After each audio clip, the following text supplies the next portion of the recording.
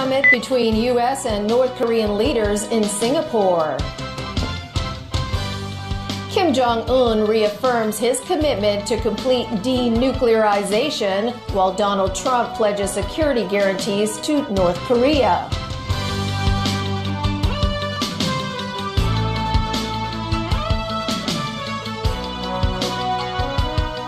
Good evening and welcome to our coverage of today's historic summit between US President Donald Trump and North Korean leader Kim Jong-un. It was the first time ever that sitting leaders from both countries sat down for a face-to-face meeting.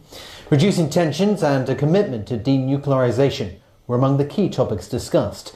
We're joined now by Elmi Leung in Singapore, who has more on today's developments. So, Elmi, quite a lot to digest, but take us over some of the key points that emerged from today's meeting.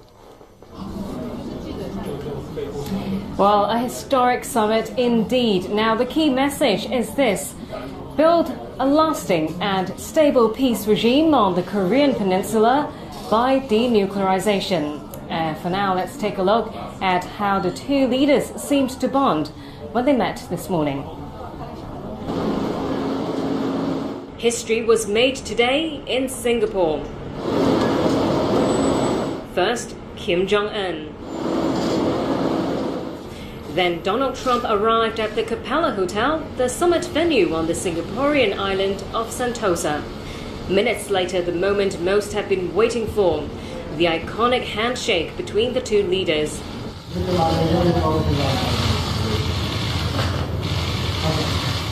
Before beginning their one-on-one meeting, Trump sounded optimistic about his ability to persuade North Korea to abandon its nuclear weapons program.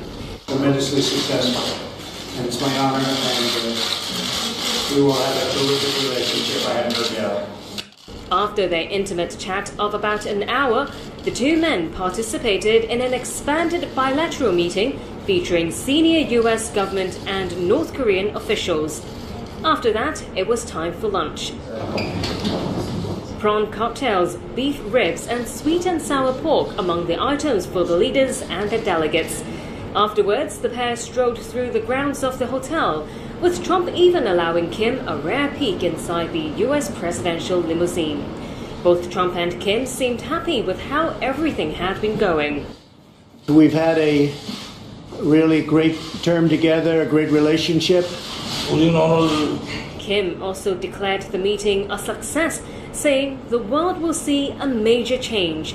Like Trump, Kim said the summit marked a new beginning for two nations whose past history has been marked by decades of mistrust and hostility. Then the two men signed what they called a comprehensive document, promising a new relationship between the nations based on reducing tensions and a commitment to denuclearization.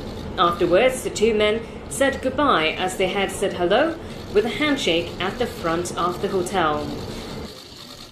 Well, as we mentioned, US President Trump and North Korea's Kim Jong-un concluded their extraordinary summit with a document signing. Among the pledges in that document were unspecified security guarantees to the North and Kim recommitting to the complete denuclearization of the Korean Peninsula. Light on specifics, the document signed largely amounted to an agreement to continue discussions on Pyongyang's nuclear program under the framework of a new working relationship between the two sides. It did not include an agreement to take steps towards ending the technical state of warfare between the US and North Korea. Trump and Kim promised in the document to build a lasting and stable peace regime on the Korean Peninsula. There was a pledge to repatriate remains of prisoners of war and those missing in action during the Korean War, something Trump repeatedly talked about when he met the press today. Language on North Korea's nuclear weapons program was similar to what the leaders of North and South Korea came up with at their own summit back in April. Trump and Kim even directly referenced the so-called Panmunjom Declaration, which contained a weak commitment to denuclearization and no specifics on how to achieve it. The US president also said Kim had accepted his invitation to visit the White House at the appropriate time. Trump admitted there was no way of knowing completely whether Kim would keep to the spirit of what they had agreed. You can't ensure anything. All I can say is they want to make a deal. That's what I do. My whole life has been deals. I just feel very strongly. My instinct, my ability or talent, they want to make a deal. And making a deal is a great thing for the world. Trump denied he had been played by North Korea or had left the United States with a raw deal. He said sanctions would remain in place for now. With North Korea already dismantling some key facilities, Trump says the pace of denuclearization would be ad hoc. I think we will do it as fast as it can be done scientifically, as fast as it can be done mechanically. And Trump even talked up North Korea's economic and real estate potential. Well, they have great beaches. You see that whenever they're exploding their cannons into the ocean. And I explained, I said, instead of doing that, you could have the best hotels in the world right there. Think of it from a real estate perspective. You have South Korea, you have China, and they own the land in the middle. Well, it's certainly been a hectic few days filled with uncertainties and a general feeling here that anything could happen. Still, there's optimism too, with countries rushing to congratulate Trump and Kim. And China and South Korea have already expressed hope for an end to decades of tension. As for the United States, it says sanctions on North Korea will remain for now, but Beijing has suggested that the time is ripe to provide sanctions relief after today's talks. And that's all from me here in Singapore. Back to you in Hong Kong. Again, Elmi, thanks for all your hard work. A handshake can tell a lot about a person. This is why we turn to a body language expert to explain what's going on in that historic handshake. The highly anticipated meeting between Donald Trump and Kim Jong-un began with what can only be described as the handshake of the century.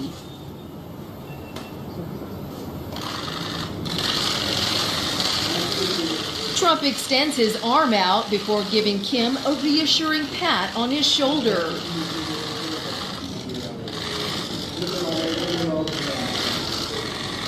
The two clasped hands for a long while before turning to pose for photos. One body language expert recaps the alpha male handshake and describes Kim Jong-un's reaction as a boy struck with a sense of awe and wonder. Notice Trump reaches out first. Notice the hand on the arm. That's Trump occupying a dominant position. He's open mouth. It's almost like a child looking up at a 1.9 meter Trump and a 1.7 Kim. So notice how he takes that invisible gulp. Kim is looking a little bit unsure. This is his first time in facing the international media. Trump again taking the lead with the pat on the back, guiding Kim towards the meeting room. After briefly meeting in private, the two leaders strolled around the grounds of the summit location. Notice how Kim flashes a huge smile amid the media frenzy the duo have created with what was once considered an impossible meeting. It's going great. We had a really fantastic meeting. A lot of progress, really very positive. I think better than anybody could have expected. Chief Executive Carrie Lam denies the courts are being used to carry out political prosecution. This after the High Court yesterday handed down its heaviest sentence yet in trials related to the 2016 Mongkok riot. Winnie Wong reports.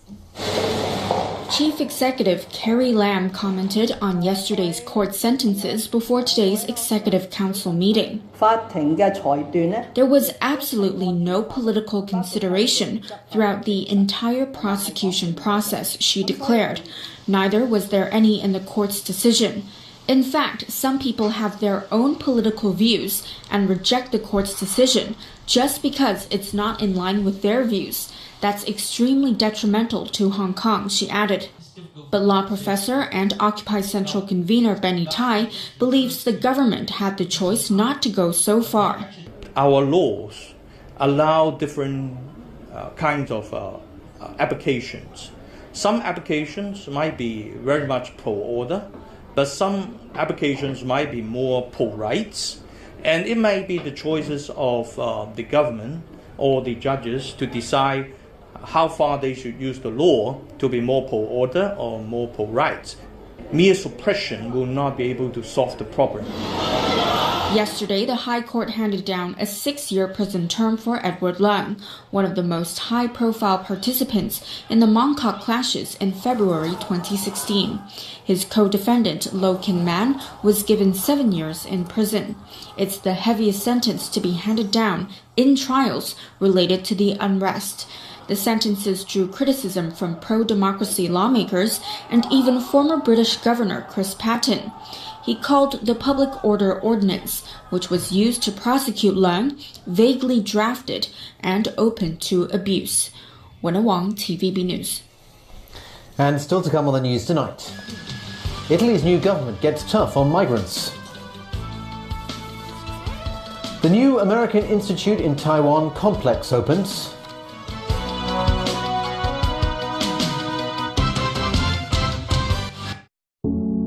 一貫の寿司は職人の技によって作られます。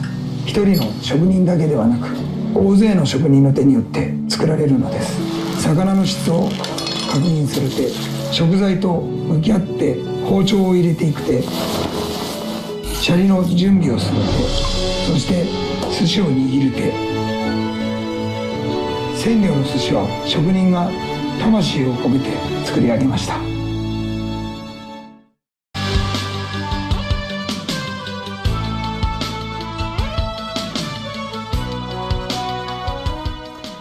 Warm welcome back to TVB News. Italy's new populist anti-immigration government is claiming victory after it refused to let a ship carrying migrants dock on its shores. This comes after Spain offered to take in the ship that's stranded in international waters with 629 migrants aboard. Alan Buckner reports. The rescue ship, the Aquarius, pulled 229 refugees from the water or from traffickers' unseaworthy boats on Saturday night. It was already carrying 400 people picked up by the Italian Navy. The migrants include 123 unaccompanied minors and 7 pregnant women.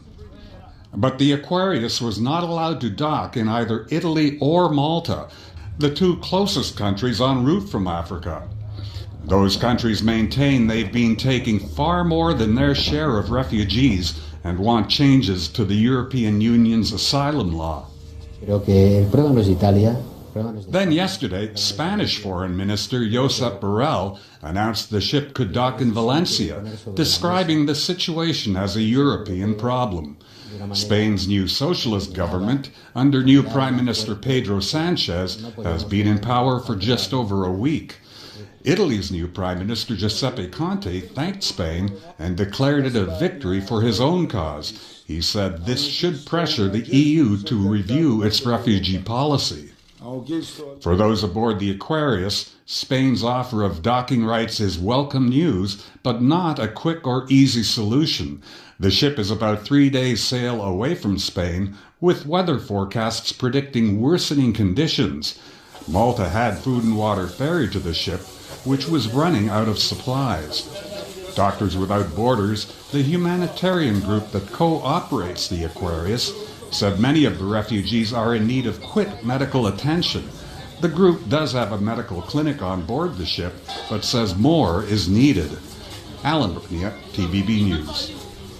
In a move that's bound to anger China, the United States sent a high-ranking official to unveil a larger de facto embassy in Taiwan. Marie Royce is the U.S. Assistant Secretary of State for Educational and Cultural Affairs. She is the highest-ranking State Department official to visit Taiwan since 2015. She called the new American Institute in Taiwan complex a symbol of strength to the U.S.-Taiwan partnership. The new facility cost $256 million to build. It will be used to conduct relations between the two sides. Despite severing ties in 1979, America remains the island's strongest ally. Taiwan President Tsai Ing-wen said the move reaffirms a continued commitment to their vital relationship. Pope Francis is being lauded in Chile after he accepted the resignation of 3 bishops in the wake of sex abuse scandals there. The resignations include Bishop Juan Barros, who's accused of witnessing the abuse but then covering it up. The Pope also agreed to the departures of the 2 other bishops who've reached the retirement age of 75. The Vatican said this is the first step towards repairing the battered Roman Catholic Church in Chile. In an unprecedented move, all of Chile's 34 bishops offered to resign after attending a meeting with the Pope last month. The Pope is still considering letting go of other bishops. Some more local news now, and more Japanese fruit could be available in Hong Kong soon, as the government may lift bans on certain Japanese food imports. However, the products are required to come with certificates on radiation levels. Christine Lung has the story. Consumers may soon find more fruits and vegetables in local markets imported from Japan. That is after the government's proposed to lift the ban on food imports from 4 Japanese prefectures: Ibaraki, Tochigi, Chiba, and Gunma. But the ban on agricultural products from Fukushima remains. The prefecture was hard hit in the 2011 Daiichi nuclear disaster triggered by a devastating earthquake and tsunami. Data from local and Japanese surveillance tell us that there is sufficient scientific evidence that the risk of radioactive substance imported from Japan has been minimized. Some lawmakers welcomed the proposal. When I travel to Japan, I would also carry a radiation, test measuring device. I'll actually take the measurement myself. The radiation level is very low. Still, the government requires the products to come with relevant certification. This includes Japanese-issued certificates that show the product's radiation levels are within safety guidelines and are fit for consumption. Some lawmakers are not convinced. After the products have been imported and you discover that the products have exceeded the Japanese standard, you only inform MAFF to suspend the license of the exporter. Would you recall them? We will approach the MAFF, and then the exporter concerned will not have the opportunity to export any products further to Hong Kong. Fung added that local vendors will be asked to immediately remove those problematic products from their store shelves. Christy Lung, TVB News. And from all of us, thanks for joining us. Have a very good night. Bye-bye.